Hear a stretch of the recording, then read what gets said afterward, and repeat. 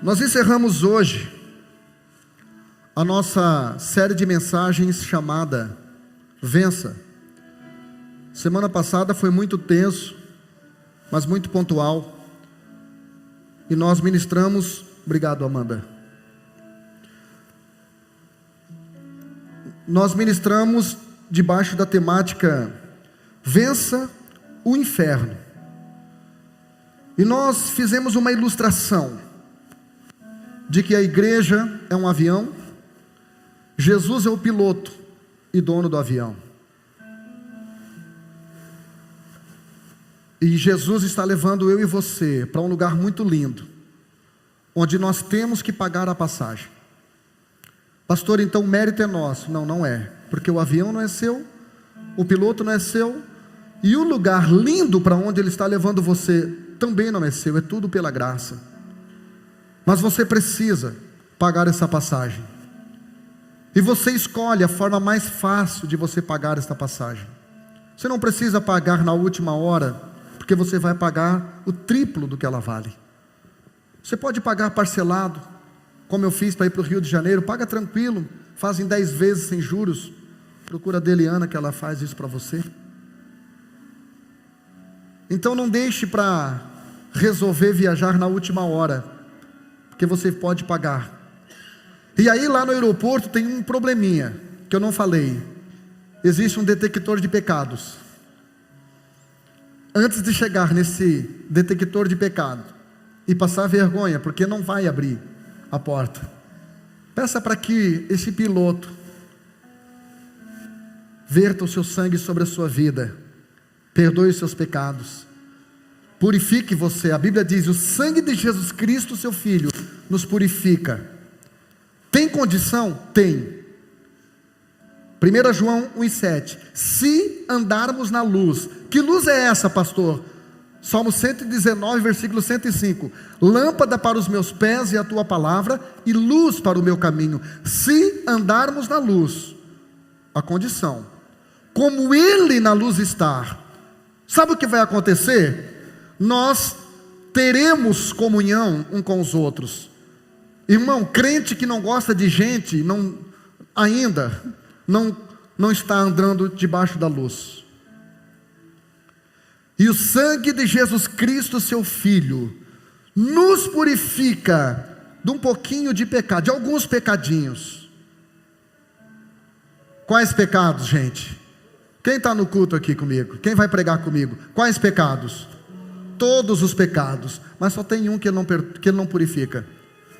É aquele que eu não me arrependi. Não há perdão onde não há arrependimento. O que aciona o botão do perdão é o arrependimento. A palavra arrependimento no grego é metanoia, mudança de mente, mudança de pensamento. Arrependimento não é mudar um comportamento. Durante muito tempo a religião exigia de nós uma mudança de comportamento. Só que toda mudança de comportamento sem mudança de pensamento tem prazo de validade. É mudança de mentalidade, de pensamento. Seu pensamento constrói seu sentimento, e seu sentimento altera o seu comportamento. Então abra sua Bíblia comigo em Tiago. Tiago no capítulo de número 1.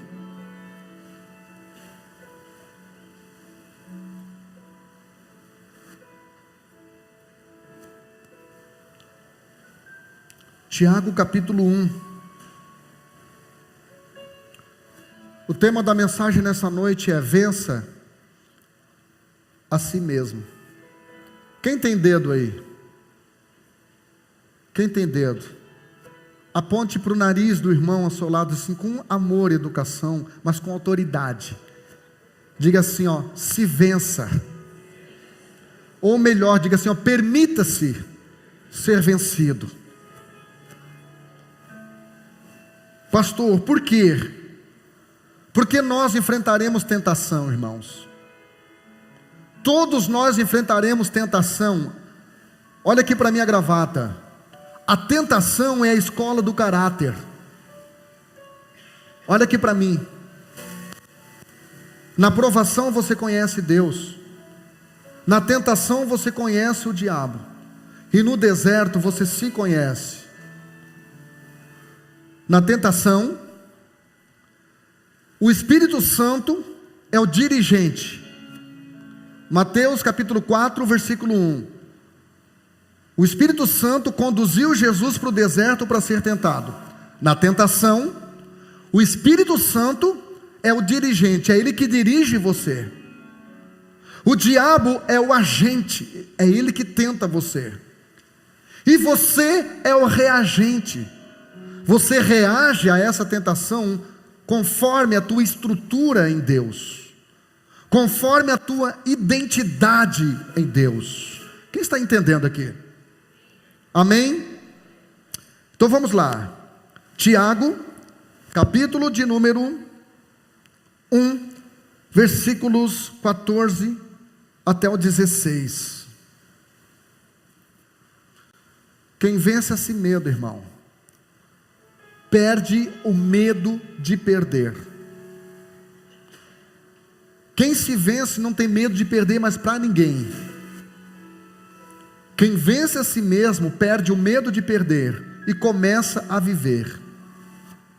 Gente que ainda não se venceu, irmãos, ainda não vive. Vive uma identidade alheia. Vive para querer agradar todo mundo. Vive se diminuindo para caber na cabeça de medíocres. Então, nessa noite, você vai receber aqui, diretrizes bíblicas, para você se vencer. E quando você se vencer, automaticamente, você vai começar a viver Deus de uma forma extraordinária. Quem está me entendendo aqui, diga eu. Tiago 1,14, eu vou estar lendo a nova versão transformadora, que diz assim: a tentação vem de nossos próprios desejos, que nos seduzem e nos arrastam.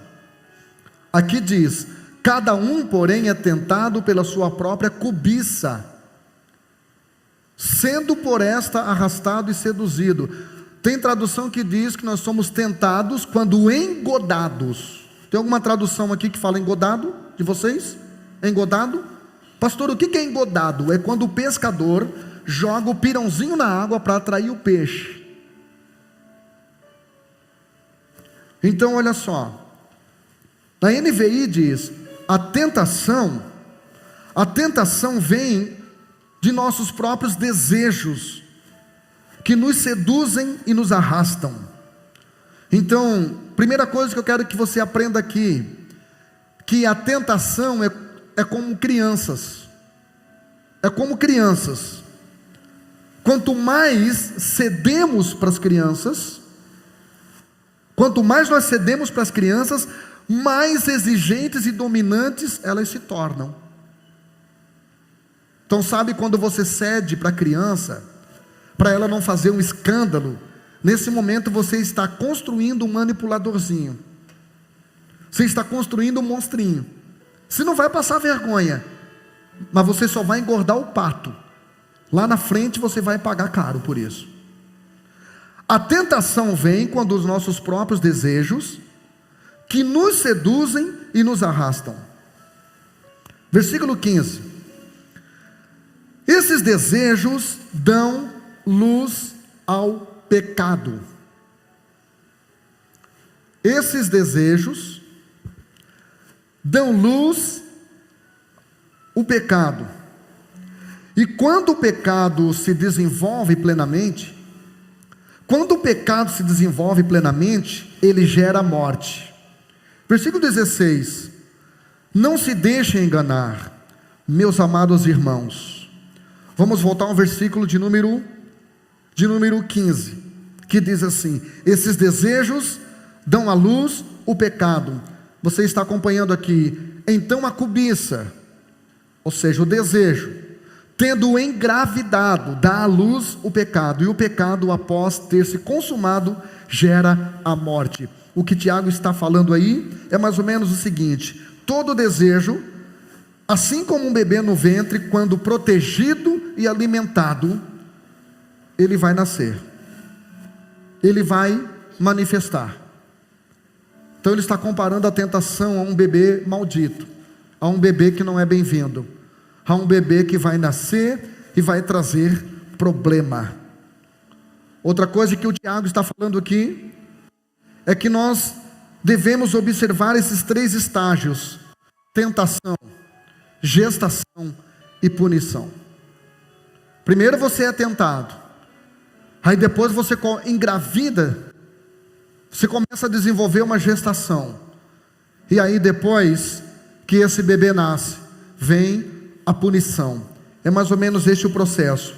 No versículo 16, o Tiago, ele nos dá um conselho: meus irmãos, ou meus amados irmãos, não se deixem enganar.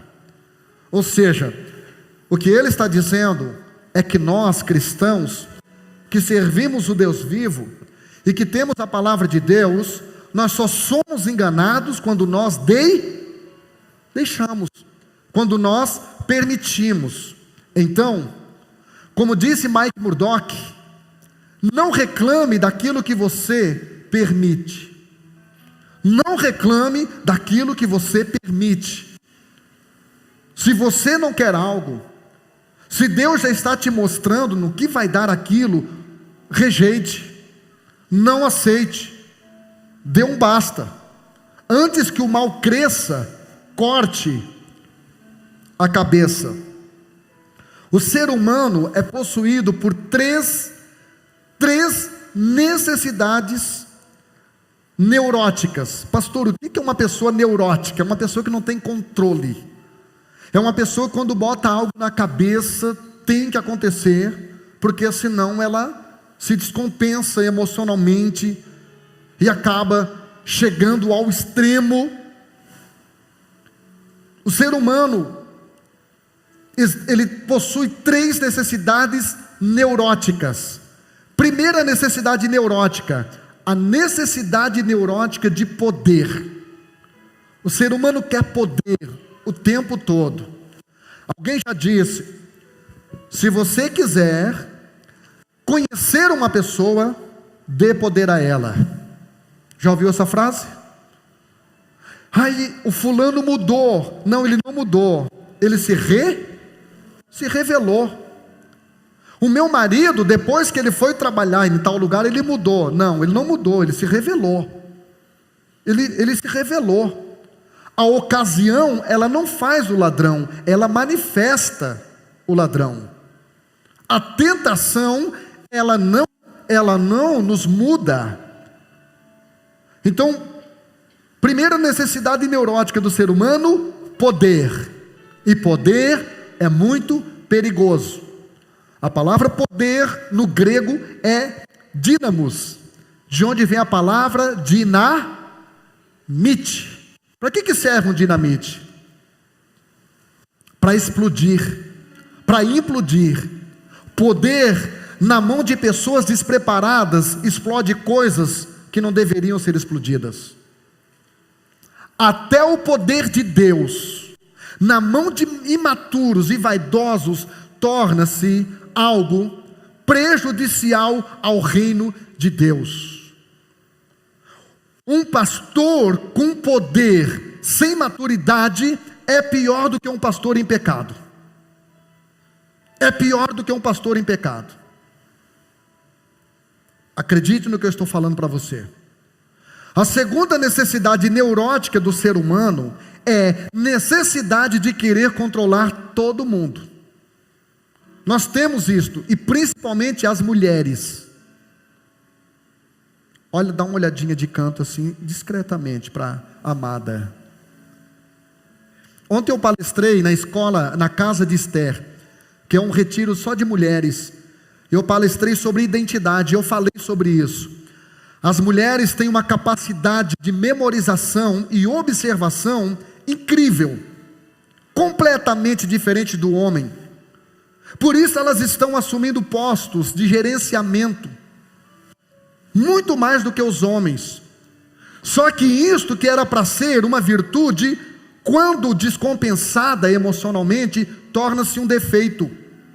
Porque a mulher começa a absorver tudo de ruim do seu trabalho e trazer para dentro de casa. A Bíblia diz, em Cantares de Salomão, capítulo 1, versículo 6, Sulamita disse: olha gente, sabe por que eu estou queimada do sol? Porque eu estou cuidando da vinha dos meus irmãos, e a minha vinha eu não estou cuidando. É como se Sulamita estivesse dizendo: eu estou tão preocupada em ajudar todo mundo, que eu estou esquecendo de mim. Caiu a ficha aí, mulher? Então só tem um tipo de mulher que presta: a viva, e de preferência com saúde. Então se você estiver do lado de uma mulher aí, com amor e carinho, profetiza no ouvido dela: vá cuidar da sua vida.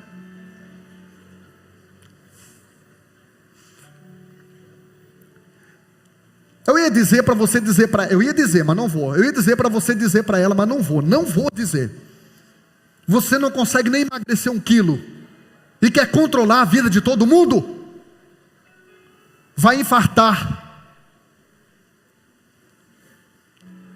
Segundo necessidade neurótica do ser humano, sempre ter razão. Eu estou certo em tudo. Quando eu não estou certo, o outro está errado. Existem casais que estão se matando em nome da razão. Deixa eu falar para os homens agora, posso, mulheres? Amado, não interessa quem tem razão, o importante é você ser feliz. O que adianta você ficar com razão e sem sexo? Perca a razão, irmão, mas não perca a felicidade. Se numa discussão, eu e você discutindo, se eu sair com a razão e você ficar machucado, perante Deus eu perdi minha razão. Não interessa, irmão, quem está certo. Quem está certo, na verdade, é Deus. Quando eu discuto com você, a sensação que eu tenho é que Deus está sempre comigo. Afinal de contas, eu sou pastor. Irmão, quando eu discutir com você, Deus não vai estar a favor nem de mim, nem de você. Deus vai estar a favor da igreja. Quando eu discutir com a minha esposa, Deus não vai estar a favor nem dela e nem de mim. Deus vai estar a favor do casamento. Então para com essa neura. Seja leve. Seja tranquilo.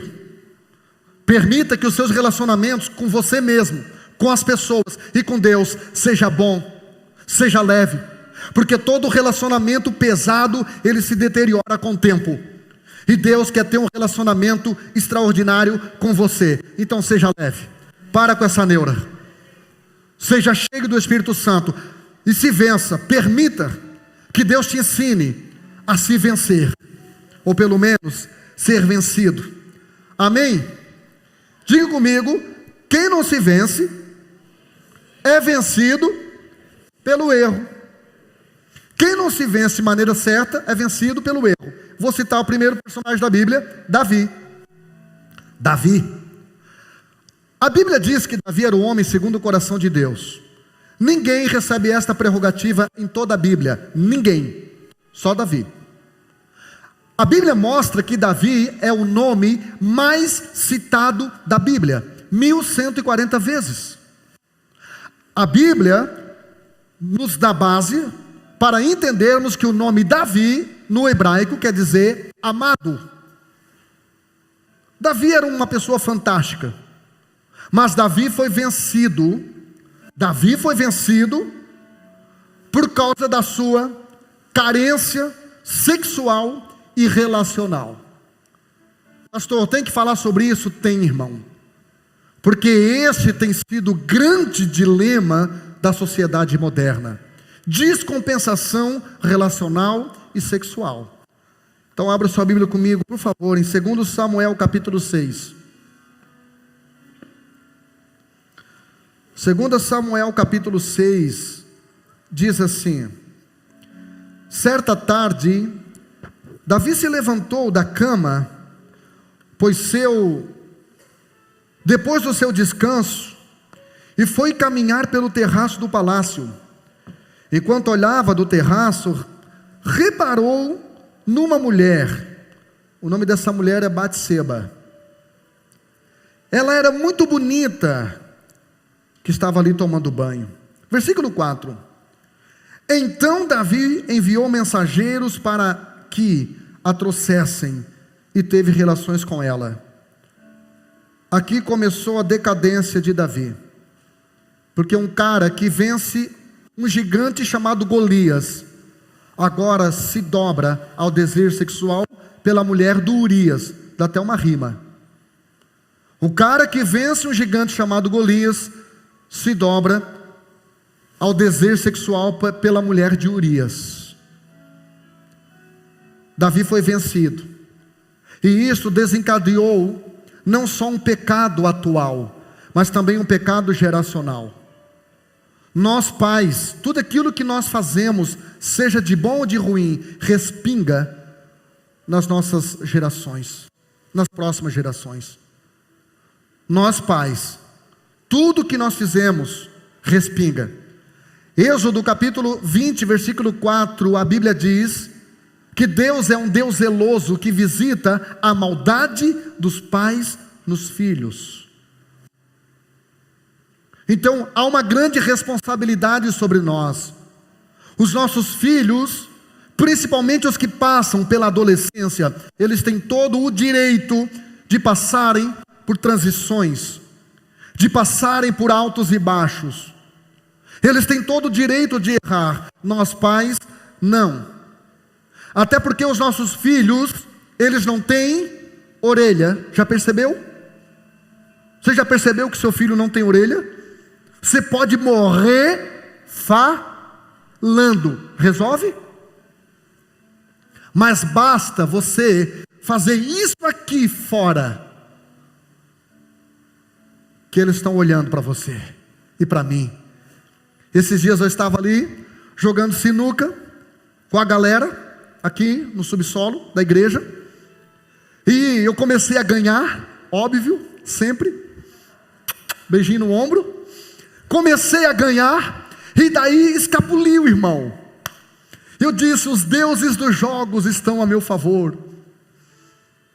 E aí estava uma criança assim para mim, ó.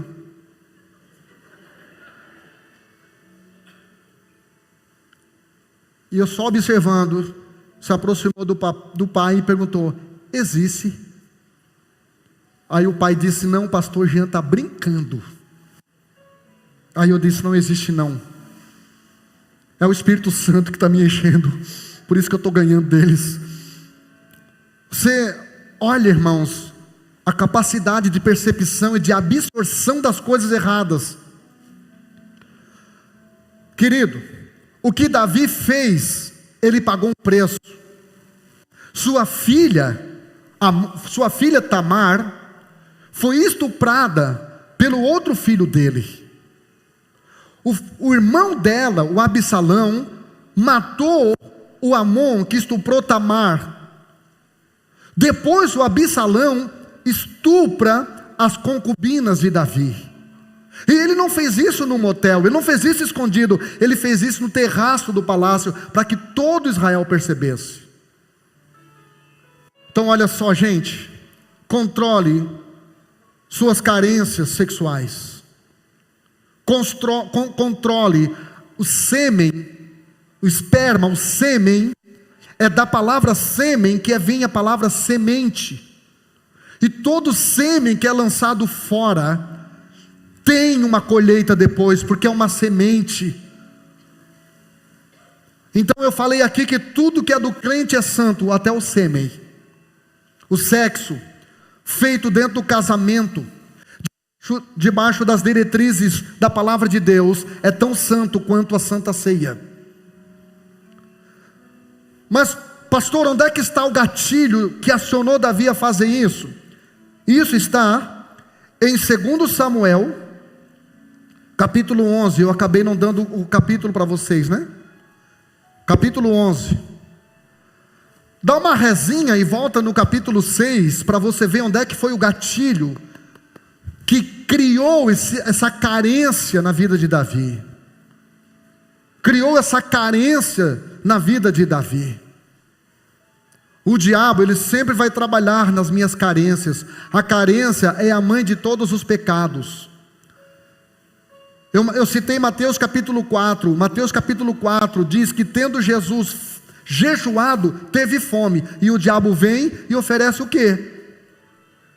Por que ele não ofereceu água? Porque Jesus não teve sede, teve fome.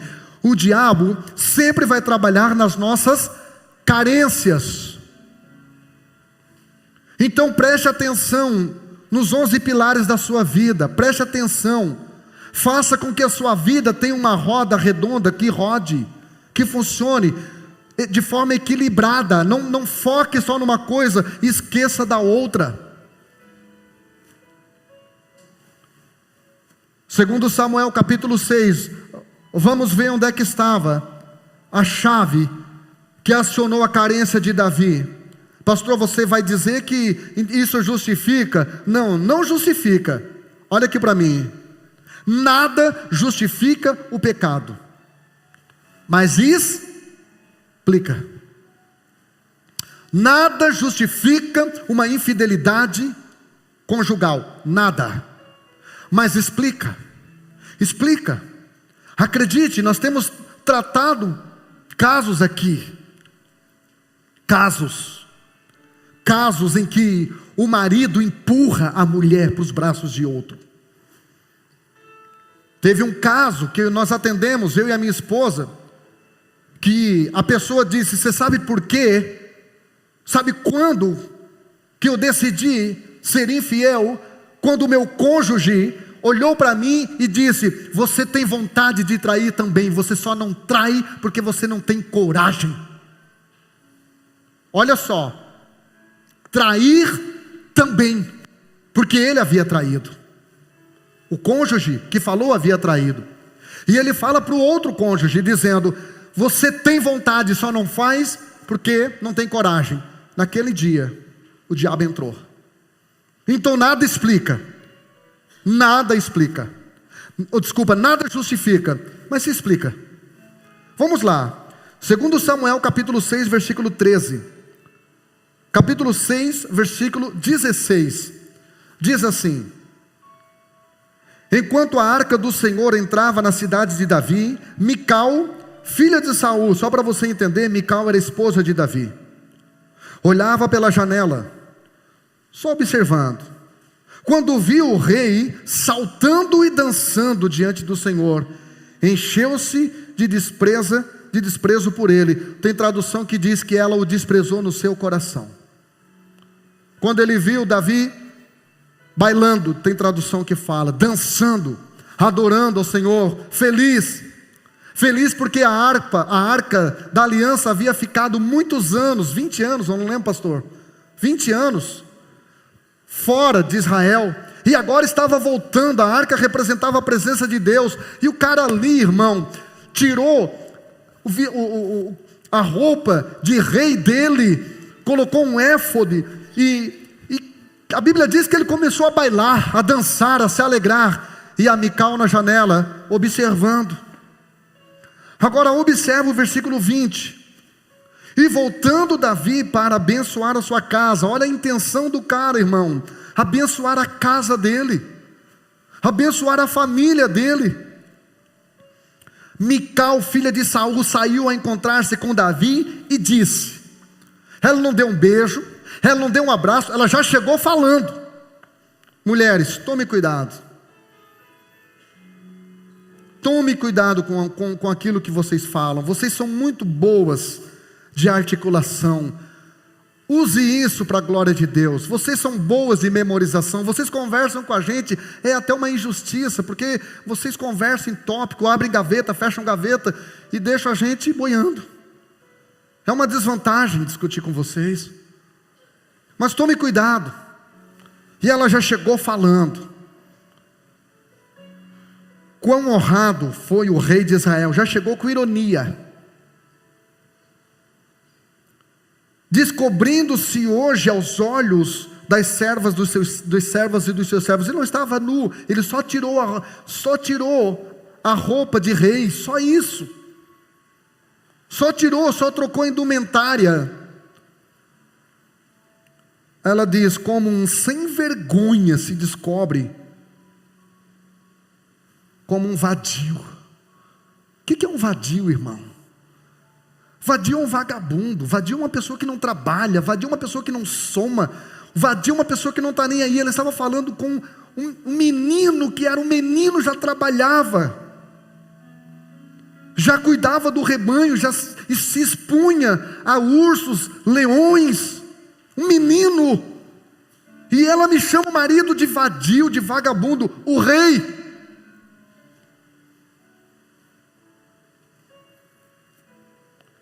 Tem mulher, irmão, que enquanto o marido não é crente, ela é parceira, acompanha o cara em tudo quanto é lugar,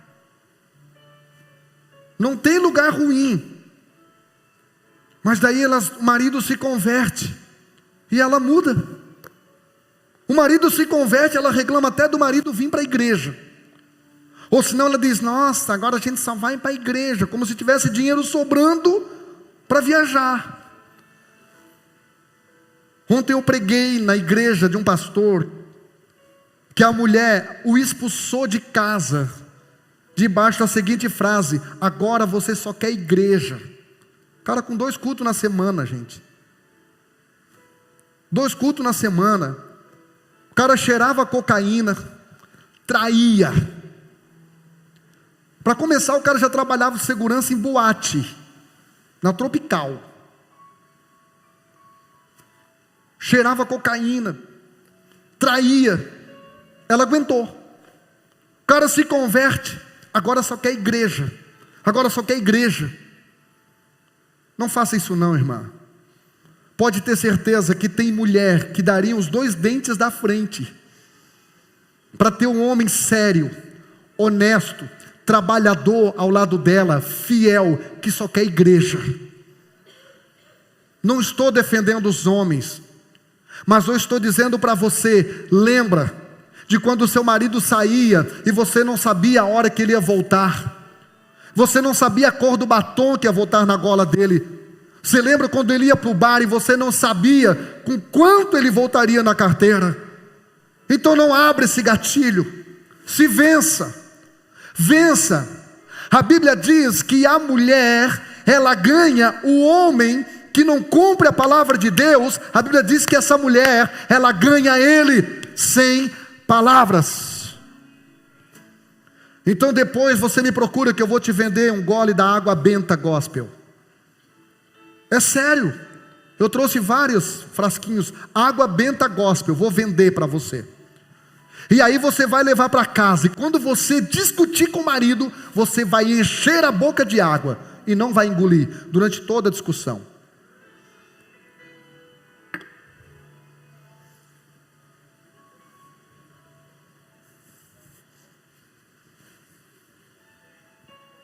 Faça o teste, acredite, dê certo, dá certo. Minha esposa já fez esse teste. Quando ela começou a fazer esse teste e não querer ter razão na discussão, eu comecei a mudar, irmão, porque daí Deus começou a me pegar de jeito.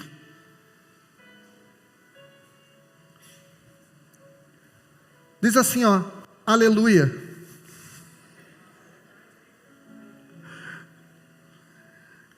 Vou falar um pouquinho de Saul.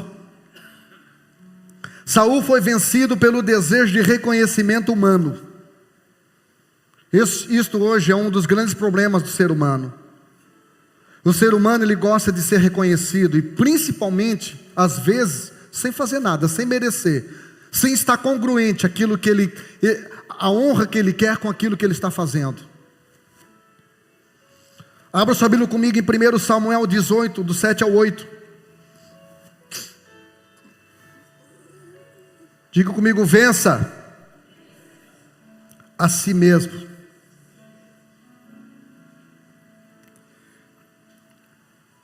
1 Samuel 18, do 7 ao 8 diz assim: enquanto dançavam, as mulheres cantavam, Saul matou milhares, e Davi só 10 milhares. Tem tradução que fala: o Saul matou 1000. O Davi, Edinho, 10 mil. Quem era Saul? Irmão, Saul foi alguém que Deus escolheu. Olha que privilégio. Saul foi alguém escolhido por Deus. Saul foi alguém, a Bíblia diz que não tinha ninguém mais bonito do que Saul. Irmão, eu daria tudo para ser um Saul, para ser bonito. Olha o privilégio dele, bonitão. A Bíblia diz que Saul foi ungido por Samuel. Olha que privilégio ser ungido pelo maior profeta da época. A Bíblia diz em 1 Samuel capítulo 10 versículo 6 que o Espírito Santo se apoderou de Saul. Irmão, olha só, ser apoderado pelo Espírito Santo. Mas aí Saul começa a ser rei. Davi vai lá e mata o Golias. E estava tudo certo para ele estava feliz, ele estava tranquilo, ele estava de boa. Até que ele começou a ouvir elogios acerca de Davi. Até ele estava feliz. Imagina o Saul como pastor dessa igreja, ele estava feliz. Até que alguém vem e diga: o Éder de manhã quebrou tudo. Até que alguém vem e diga: pastor, quem é aquele casal que ministrou para casais? Tiago e Renato, são pastores? Eu digo: não, ele é só um diácono. Só um diácono. Pastor, que palavra, foi o melhor culto. Irmão, basta o pastor ouvir isso para ficar endemoniado. Pastor não tem medo de pessoas endemoniadas. Sabe o que os pastores têm medo? De outros pastores com mais talento, com mais unção e mais usado do que eles. Mas lembre-se que eu estou descrevendo aqui um pastor imaturo, um pastor carente de aprovação de todo mundo. E as igrejas, os púlpitos das igrejas brasileiras estão cheios de pastores descompensados, pastores expulsando outros, pastores que não se sentem à vontade diante das qualidades alheias, pastores que estão vendo as outras igrejas como suas concorrentes. Olha só, às vezes a igreja, ela acaba fazendo comparações e comentários desnecessários. A própria igreja cria competição. A própria igreja chega para o pastor e diz: o fulano pregou melhor, o Beltrano pregou pior, a fulana canta bem, a outra fulana não devia cantar. A própria igreja faz isso. Não é, Simone? A própria igreja alimenta essa competição. Agora a gente está para fazer 3 bandas, eu estou com medo. Eu estou com medo que comece aqueles, eu gostei mais, os medidores. O nível da unção da outra banda é melhor, o nível da musicalidade da outra é melhor. Gente, quem aqui pagou ingresso para entrar aqui hoje? Alguém pagou ingresso? Nós não pagamos ingresso, irmão. Então nós não estamos aqui competindo. Eu tenho aqui pastores, a primeira oportunidade que eu recebi para ser professor de uma escola de teologia, o Edson era o reitor. E ainda perguntaram para ele: tu vai dar oportunidade para o Gian? Eu era só um auxiliar, dando aula para diáconos, presbíteros, evangelistas e pastores. O Edson que me oportunizou. Eu torcia para que ele não fosse na escola, para ele não ver eu dando aula, porque eu ficava nervoso. Depois ele saiu, entrou o pastor Amarildo Stecanella, irmão, veio do Uruguai, falando alguns idiomas. E eu só sabia falar peroqueci, peroquenô. Você lembra a primeira escola que eu dei, que tu estava, que eu fiquei tão nervoso que eu deixei cair o quadro? Tu lembra disso? Que bonito, né, irmão? Nós temos aqui um pastor que eu fico torcendo para ele falar para mim, e não, ele fala para eu. Português polido, pastor Antiovani. O Éder disse: Éder, fala aí da reforma, professor de geografia. Fala. Sei que não é história, mas, gente, eu estou rodeado aqui de pastores, eu poderia sentar, e você que eu não citei o nome, cuida dessa vaidade aí, não fica torcendo para citar seu nome. Eu estou rodeado aqui, irmãos, de homens de Deus, homens que têm o que eu não tenho, e porque eles têm o que eu não tenho, que Deus os trouxe para cá. para que nós sejamos uma engrenagem. Se é para aplaudir, vamos aplaudir com vontade, irmão.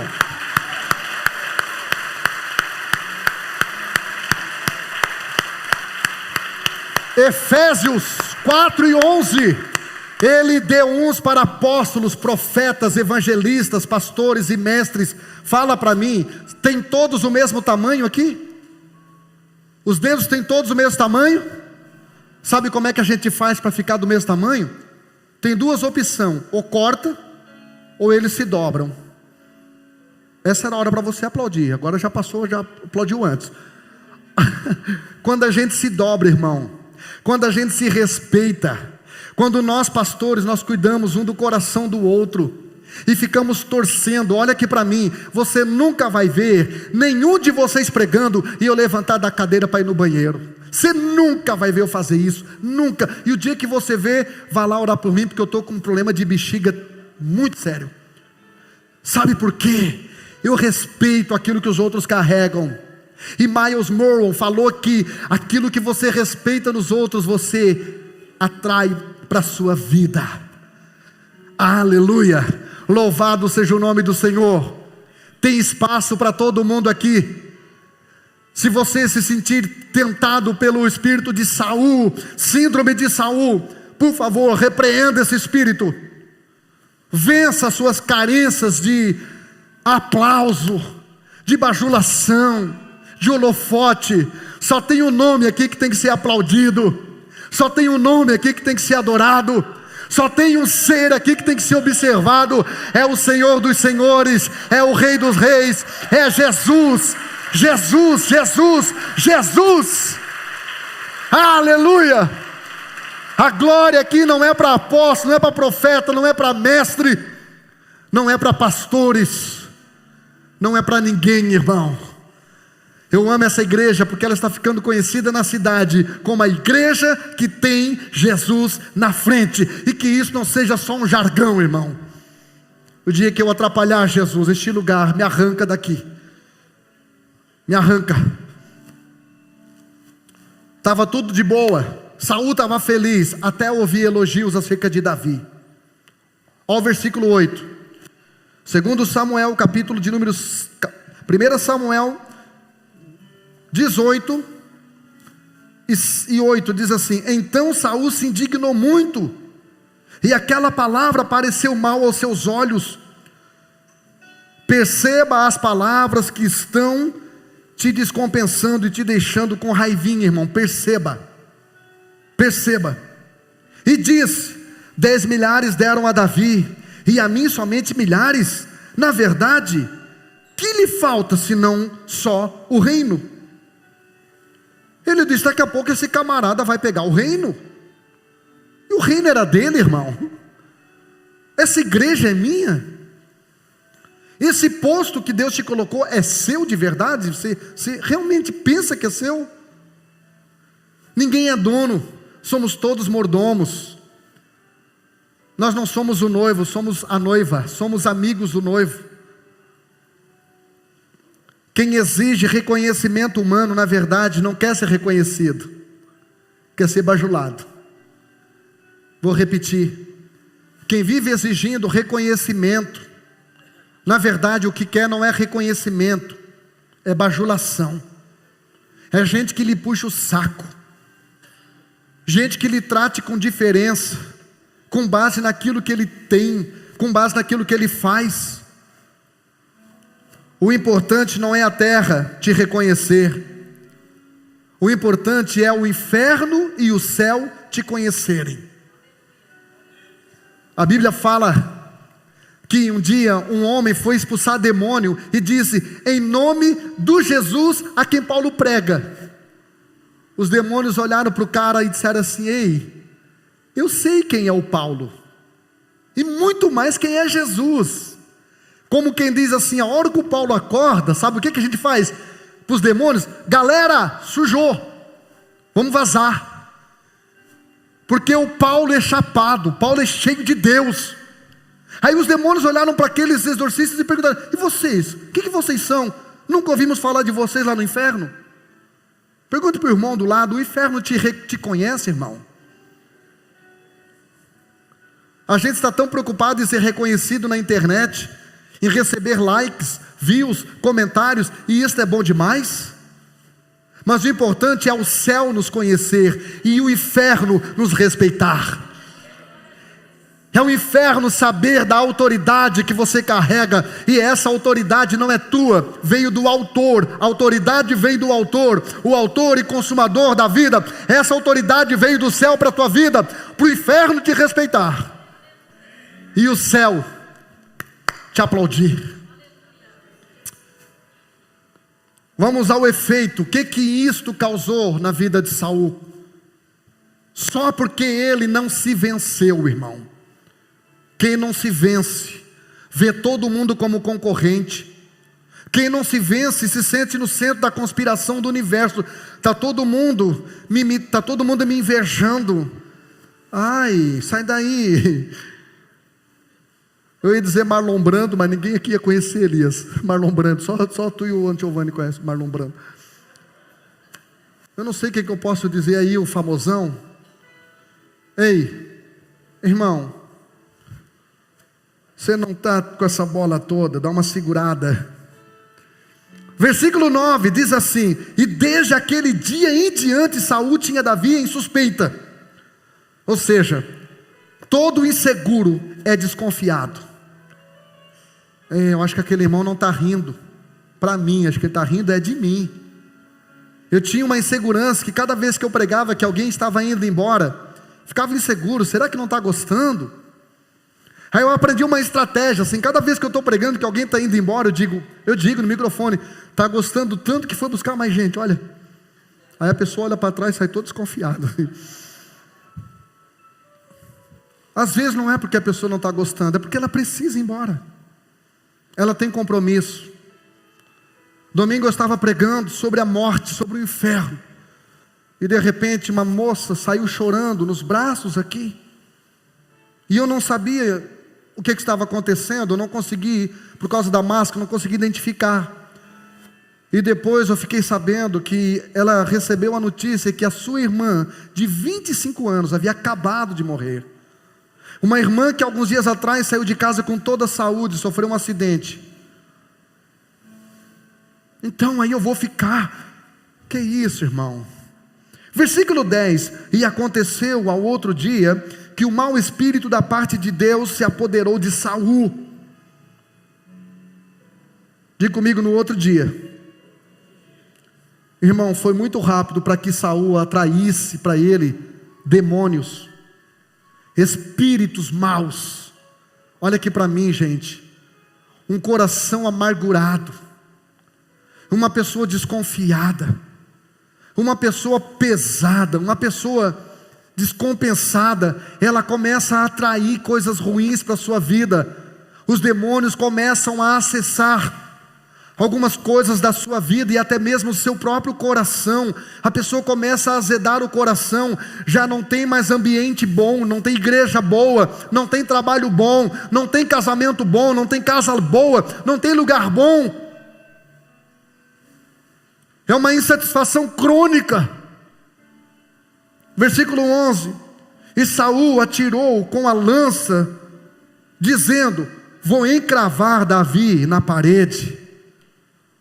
Foi só uma questão de tempo para Saul começar a tentar ferir pessoas que ele achava que estava ali ameaçando.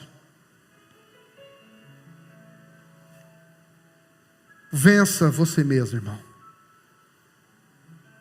Vença essa carência. Vença essa desconfiança. Talvez a vida não tenha sido boa para você. Talvez você tenha sido vítima de um lar descompensado, de uma família desajustada. Talvez durante muito tempo você conviveu com pessoas ruins e você é o resumo das 5 pessoas que você convive, dos 5 lugares que você frequenta e das 5 coisas que você mais faz. Você começa a se tornar vítima.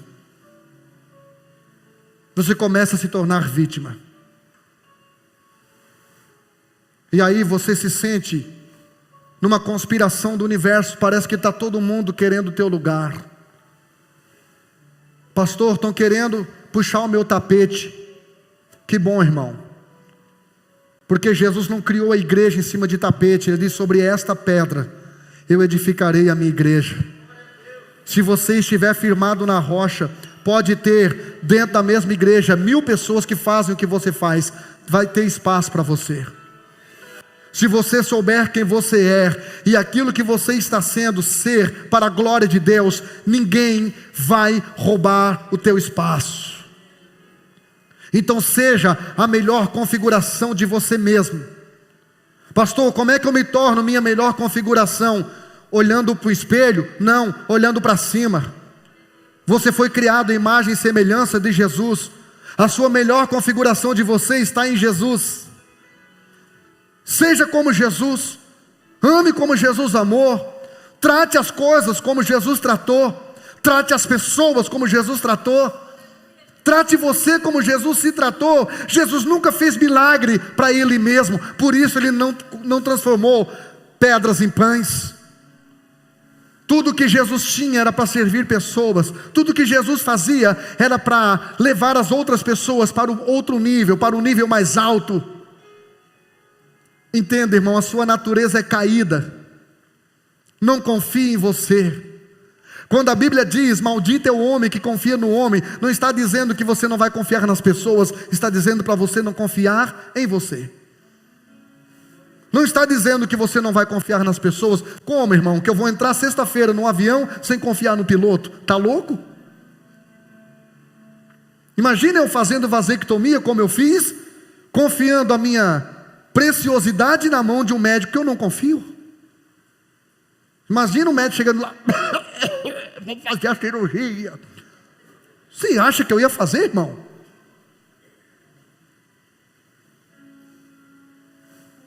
Imagina você entrar num casamento, num relacionamento, sem confiar no seu cônjuge.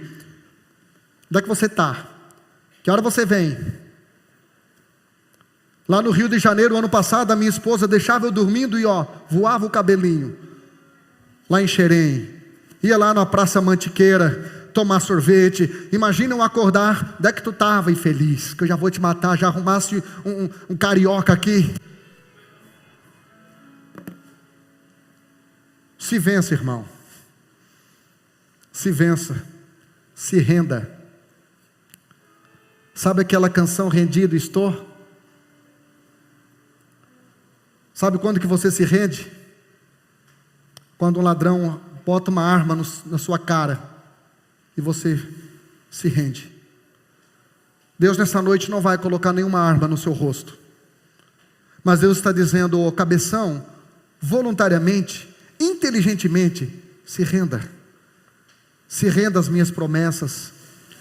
Se rende àquilo que eu quero fazer na sua vida. Se renda, deixa eu arrumar essa bagunça que você fez. Deixa eu arrumar essa bagunça que tu deixou o diabo fazer. Se renda. Se renda ao meu propósito. Se renda à minha palavra. Se renda às minhas promessas. Se renda. Pare de continuar lutando. Pare de continuar tentando fazer do seu jeito. Ele já te deu prova. Foram tantos anos tentando do seu jeito. Você ainda não percebeu que não deu certo? Experimenta tentar do jeito de Deus. E deixa eu te antecipar: do jeito de Deus, no começo é sempre mais difícil. Quer moleza? Vamos sair daqui, vamos lá em casa, eu vou te fazer um miojo. Agora, se tu quer faca na caveira, cai dentro no Evangelho. Renuncie-se a si mesmo. Tome a sua cruz todos os dias. Não é só domingo. Todos os dias, tome a sua cruz e siga Jesus. Seguir Jesus significa não ficar assim no banco. Ai, não gostei da palavra. Ai, que nervoso que me deu, se você não gostou. Seguir Jesus é se mover, cara. É parar de falar e começar a fazer alguma coisa, é se posicionar, é ter atitude, é dizer para Satanás: Satanás, eu não vou terminar 2021 do teu jeito, conforme tu quer, não. Será do jeito de Deus, será na melhor performance, será com chave de ouro